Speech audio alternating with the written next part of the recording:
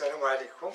On commence la leçon numéro 2 du programme de premier bac sciences maths et sciences ex internationales.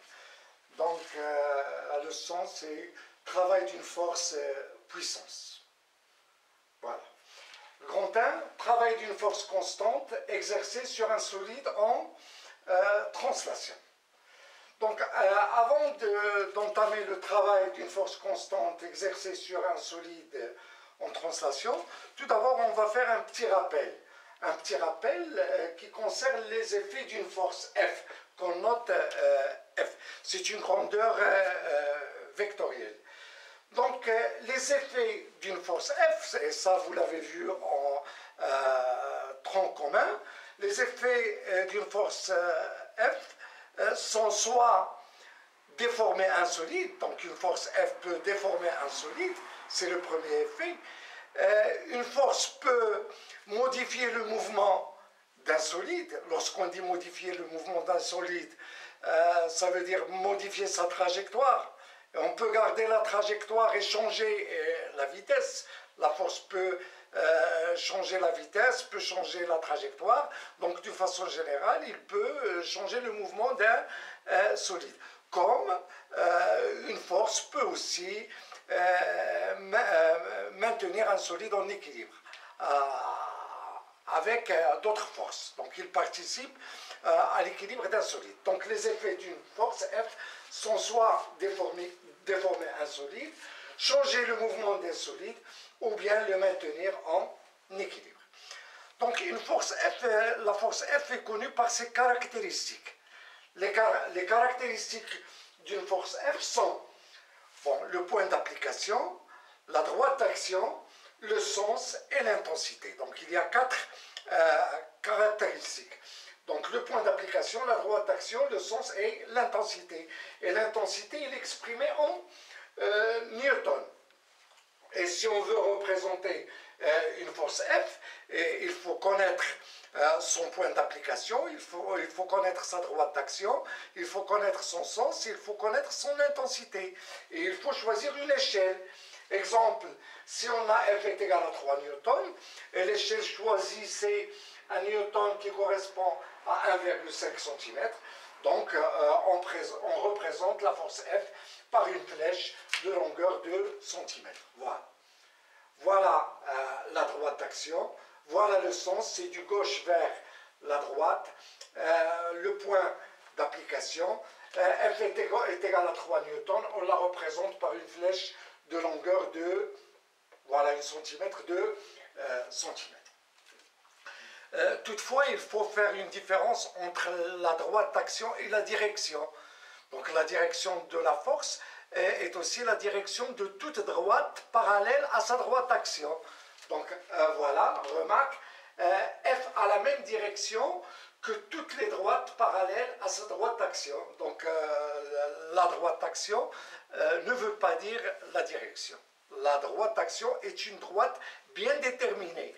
Bon, la droite d'action, ça représente en quelque sorte, si vous voulez, le support de la force F.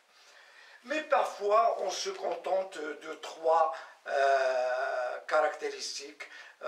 Voilà, on ne s'intéresse pas du point d'application. Ce qui nous intéresse, c'est la direction, le sens et l'intensité. Et là, on revient sur la définition de la force constante. Ce que c'est qu'une force constante? Une force constante, tout simplement, c'est une force qui garde la même direction, le même sens et la même intensité au cours du temps. Ça veut dire que la force peut se déplacer, mais tout en gardant la même direction, le même sens et la même intensité. Et ça, c'est ce qu'on appelle une force constante. Voilà, donc travail d'une force constante, donc on a vu les effets d'une force. Ce que c'est que la force constante, il nous reste à définir la translation. Donc la translation, donc pour définir la translation, bon, je vais vous donner quelques exemples. Bon, si je m'intéresse par exemple au mouvement de cette brosse, donc je peux faire un mouvement comme ça, par exemple. Voilà, je répète, un mouvement comme ça, comme je peux faire un mouvement de cette sorte. Donc la différence entre les deux, c'est dans le premier cas, au cours du mouvement, qu'est-ce qu'on constate? On constate que le solide garde son orientation dans l'espace. Et dans le deuxième cas, il ne garde pas la même orientation. Donc on dit que dans le premier cas, le solide est en translation. Voilà, il garde son orientation dans l'espace. Et si je prends deux points quelconques du solide et je trace le segment qui sépare ces deux points, donc au cours de la translation, le segment garde la même direction. Par contre, dans ce cas, donc si je prends deux points, le segment qui sépare ces deux points ne garde pas la même direction. Donc la définition de la translation, donc on dit un solide est en translation lorsque le segment qui sépare deux points quelconques du solide garde la même direction au cours du mouvement. Donc la translation, donc elle peut être rectiligne, car le mouvement de chaque point du solide est un mouvement qui est rectiligne. Il peut être circulaire, voilà, dans ce cas, le solide garde son orientation dans l'espace, donc c'est une translation, et puisque le mouvement de chaque point est un mouvement circulaire, donc la translation est circulaire. Voilà, on peut aussi, voilà, avoir ce mouvement. Donc le solide garde son orientation dans l'espace, donc il s'agit d'une translation, et puisque le mouvement de chaque point est un mouvement qui est curviligne, donc on dit que la translation est une translation curviligne. Donc la translation, on dit qu'un solide est en translation si le segment qui sépare deux points quelconques de ce solide garde la même direction au cours du mouvement. Donc quelques exemples. Par exemple, la translation rectiligne. La translation rectiligne, c'est le cas du mouvement d'une voiture, par exemple, sur une route droite. Donc, si je prends deux points A et B et je trace le segment qui sépare ces deux points, qu'est-ce qu'on constate? Qu'au cours du mouvement, le segment AB garde la même direction. Donc, on dit que la voiture est en translation. Et puisque le mouvement de chaque point est un mouvement rectiligne, donc la translation est rectiligne.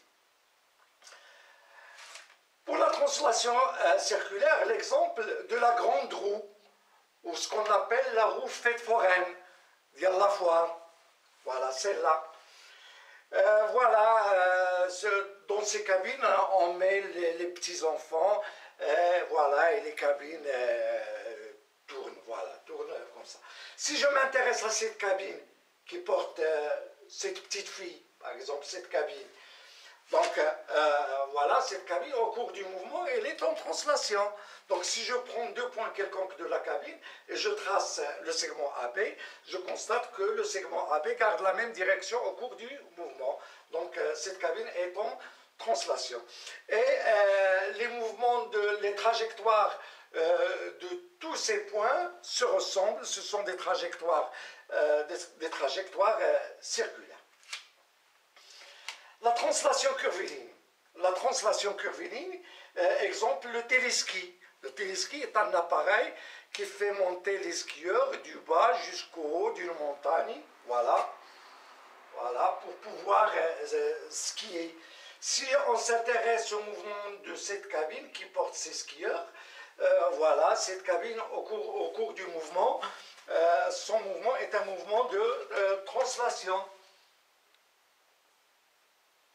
Et chaque skieur garde son orientation dans l'espace. Donc chaque skieur est en translation, et puisque le mouvement de chacun de ces points est un mouvement curviligne, et donc on dit que la translation est curviligne. Donc chaque cabine est en translation curviligne. Les trajectoires de tous ces points se ressemblent, ce sont des trajectoires curvilignes. Donc, lorsqu'on a une translation, au lieu d'étudier le mouvement du solide tout entier, il suffit d'étudier le mouvement d'un seul point. Pourquoi? Parce que les trajectoires, les mouvements de tous les points se ressemblent. Voilà, donc on a vu, Quentin, le mouvement, le travail d'une force constante. On a vu les effets d'une force, ce que c'est qu'une force constante, ce que c'est que la translation. Il nous reste à définir le travail. Le travail d'une force constante, exercer une force constante, exercée sur un solide en translation. On va voir tout d'abord le cas d'une translation rectiligne, on va voir le cas d'une translation curviligne ou le cas d'une translation circulaire, et c'est ce qu'on va voir dans la prochaine vidéo. Et à bientôt.